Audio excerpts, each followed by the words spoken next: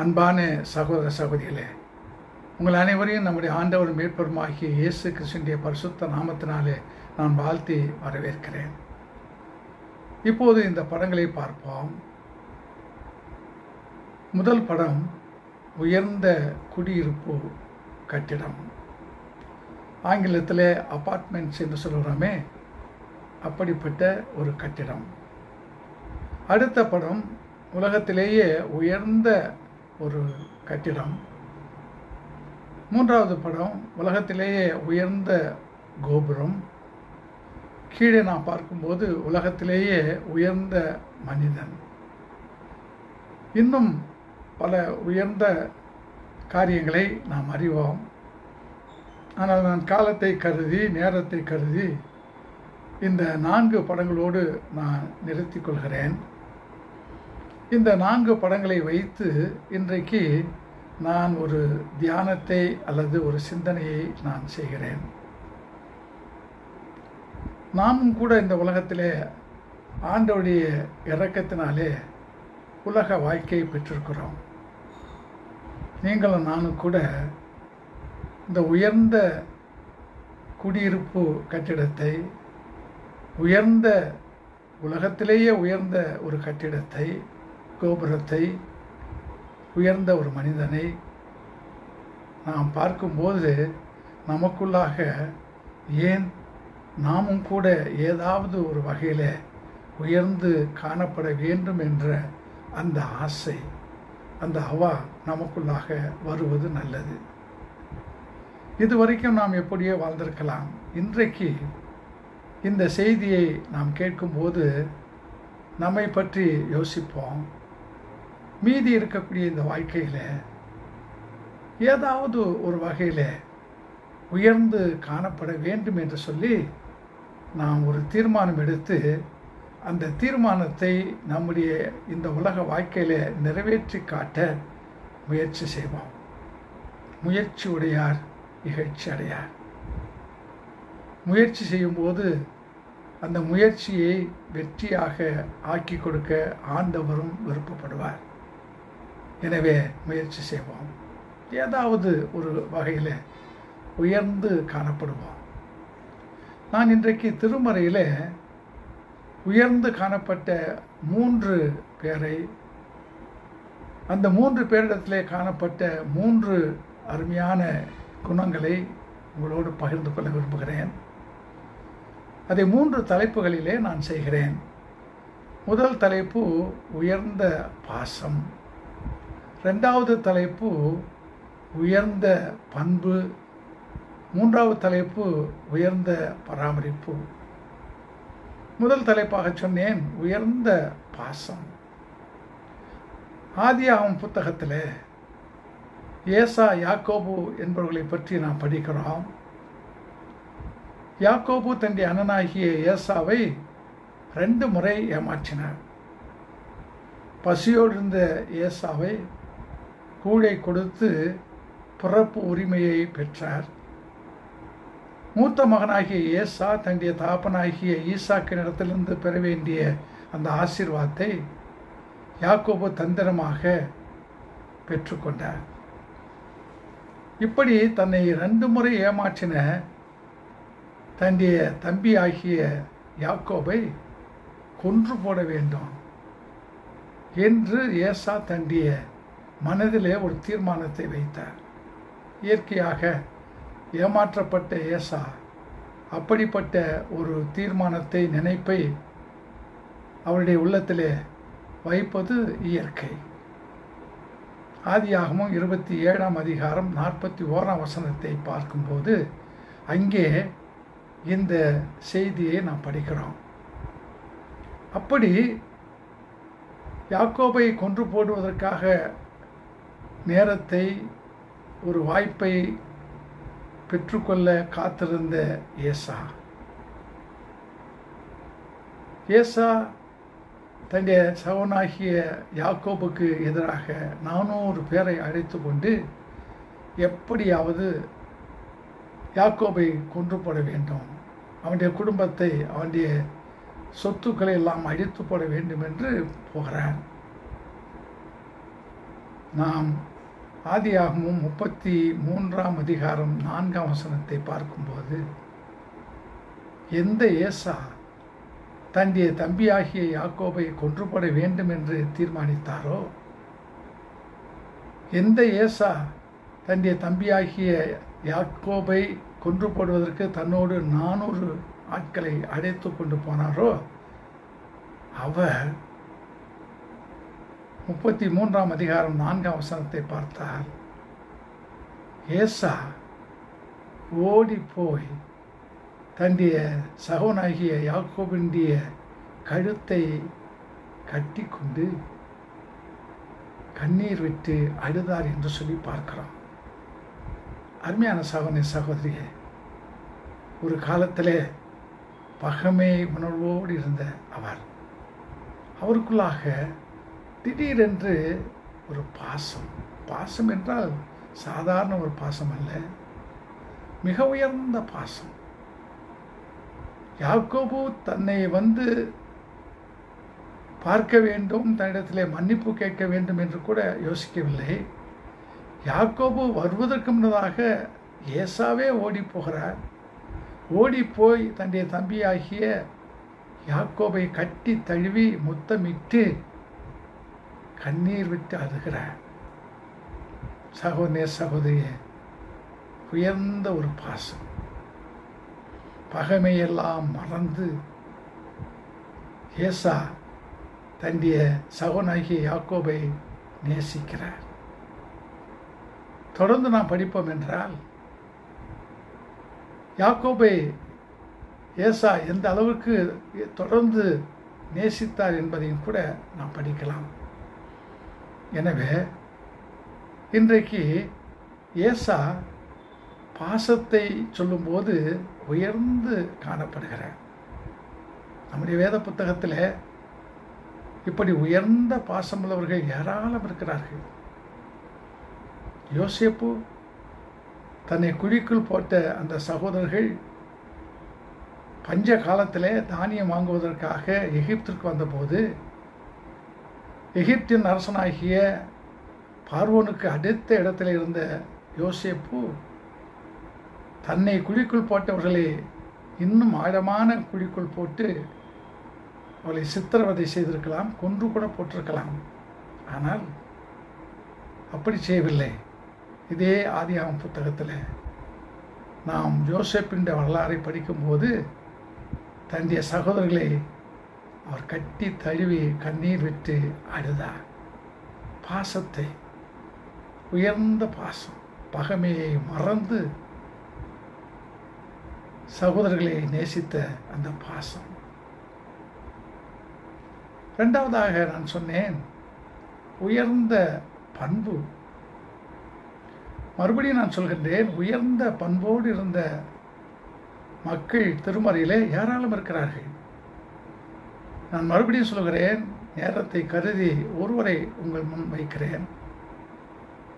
ரூத்தின் புத்தகத்தில் இருக்கக்கூடிய ரூத் தன்னுடைய மாமியை பார்த்து சொன்ன அந்த ஆழமான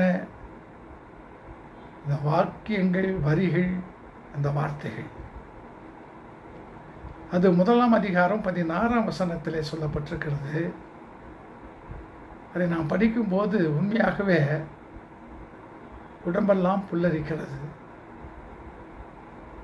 நகோமியை விட்டு நகோமியுடைய மகன் 2 பேரும் இறந்து விட்டார்கள். இறந்தபோது ஒர்பால் என்ற ஒரு மருமகள் தன்னுடைய சொந்தக்காரர்களோடு தன்னுடைய நாட்டிலேயே தங்கி அவர் வாழ வேண்டும் என்று போய்விட்டார். அப்படியே போக வேண்டும் என்று சொல்லி நகோமி ரூத்தை பார்த்து அடுத்த மருமகளிடத்திலேயும் சொல்கிறார். ஏனென்றால் ரூத்தினுடைய கணவன் நகோமியுடைய மகன் அவரும் இறந்து போனார். அப்படிப்பட்ட நிலையில் தன்னை போன்ற சகோதரி ஒர்பால் போனாலே நாமும் போவோம் என்று ரூத் நினைத்து போயிருக்கலாம். தன்னுடைய நாட்டில் தன்னுடைய வீட்டாரோடு தன்னுடைய நண்பர்களோடு தான் பழகின அந்த உறவுகளோடு அங்கேயே தங்கி ரூத் வாழ்ந்திருக்கலாம். ஆனால் நீங்கள் 1 அதிகாரம் 16ஆம் வசனத்தை பாருங்கள்.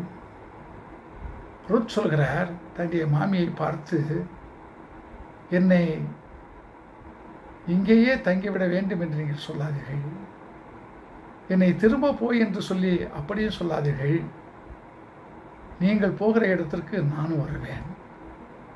உங்களுடைய மக்கள் என்னுடைய மக்கள், உங்களுடைய தெய்வம் என்னுடைய தெய்வம்.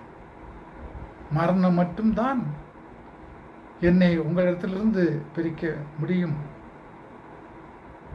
அன்பான சகோதர சகோதரிகளே, இது ஒரு மருமகள் மாமியாரை பார்த்து சொன்ன வார்த்தைகள். நான் நினைக்கிறேன் இப்படிப்பட்ட வார்த்தைகளை ரூத் சொன்னார்.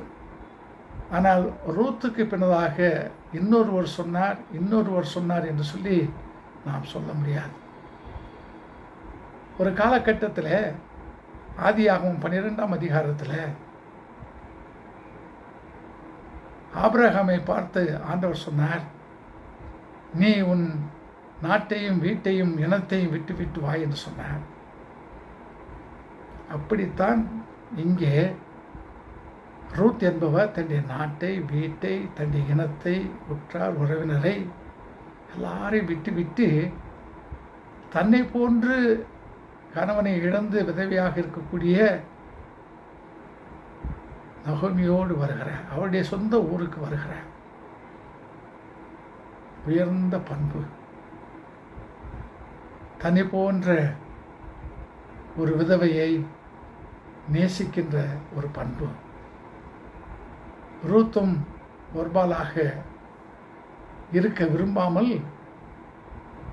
ரூத் தன்னுடைய வார்த்தைகளாலே தன்னுடைய உயர்ந்த பண்பை வெளிப்படுத்துகிறார். ரூத்தின் புத்தகத்தை நாம் படிக்கும்போது தொடர்ந்து ரூத் பல நிலைகளிலே உயர்ந்தே காணப்படுவார். உயர்ந்த குணத்தை உடையவராக, எல்லோராலும் பாராட்டப்படக்கூடிய ஒருவராக அவர் காணப்படுகிறார். எனவே உயர்ந்த பண்போடு வாழ்ந்த ஒரு சகோதரி. இன்னும் பலர் இருக்கிறார்கள். ஆனால் கூட நான் நேரத்தை கருதி அதை உங்களுடைய சிந்தனைக்கு நான் விட்டுவிடுகிறேன். 3வதாக நான் சொன்னேன் உயர்ந்த பராமரிப்பு.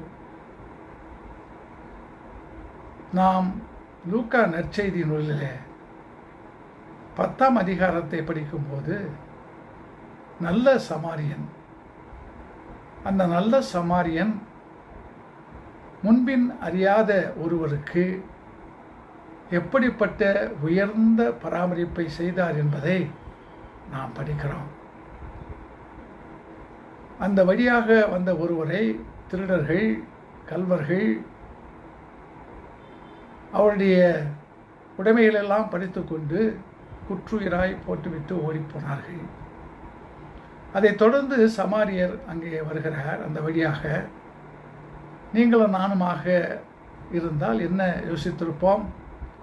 இந்த மனிதனிடத்திலிருந்து உடைமைகளை பறித்து கொண்டு குற்றுயிராய் போட்ட அந்த கள்வர்கள், திருடர்கள் இங்கே மறைந்திருக்கலாம்,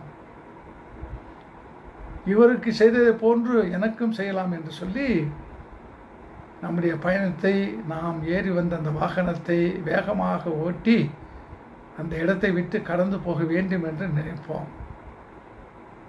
ஆனால் இங்கே நடக்கிற ஒரு அதிசயத்தை பாருங்கள்.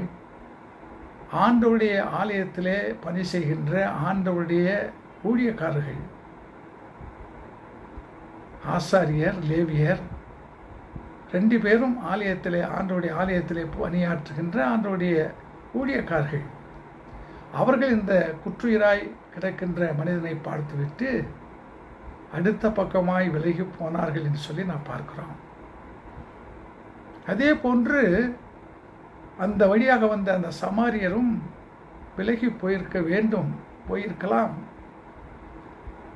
ஆனால் சமாரியர் அப்படி செய்யாமல் குற்றுயிராய் படுத்திருந்த அவரை பார்த்து மனதுருகி தன்னுடைய வாகனத்தை விட்டு இறங்கி அவரிடத்திலே கிட்ட போய் அவருடைய காயங்களிலே எண்ணெயை பூசி துணிகளாலே அந்த காயங்களை கட்டி தன்னுடைய சொந்த வாகனத்திலே அவரை ஏற்றிக்கொண்டு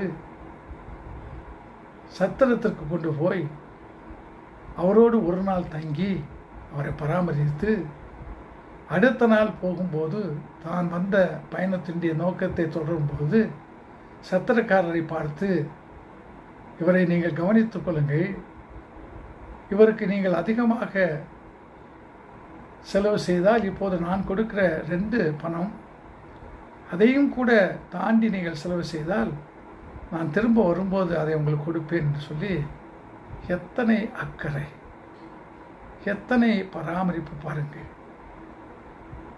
அந்த பராமரிப்பு உயர்ந்த ஒரு பராமரிப்பு. குற்றுயிராய் கிடந்த அந்த மனிதனை பார்த்து கிட்ட போய் மனம் உருகி, யார் பெற்ற பிள்ளையோ இப்படி போட்டுவிட்டு போய்விட்டார்கள் என்று சொல்லி தன்னுடைய வாயின் வார்த்தைகளை சொல்லிவிட்டு அந்த இடத்தை விட்டு நகர்ந்திருக்கலாம். அல்லது சரி, முதலுதவியாக அவருடைய காயங்களுக்கு எண்ணெய் பூசி அந்த காயங்களை கட்டு போட்டு அந்த உதவியை செய்துவிட்டு, சரி இப்போது இவர் எப்படியாவது பிழைத்து கொள்ளட்டும், நாம் வந்த நோக்கத்தை பயணத்தை தொடருவோம் என்று சொல்லி அப்படியாக அவர் போயிருக்கலாம். அதையும் செய்யாமல் அதை தாண்டியும் அவரை தன்னுடைய வாகனத்திலே ஏற்றி கொண்டு சத்திரத்துக்கு போய் அவரோடு தங்கி அவருக்கு ஆகக்கூடிய செலவுக்கு வேண்டிய பணத்தை சத்திரக்காரரிடத்தில் கொடுத்து விட்டு திரும்பவும் வருவேன் பார்ப்பேன் என்று சொல்கிறாரே, எத்தனை உயர்ந்த ஒரு பராமரிப்பு.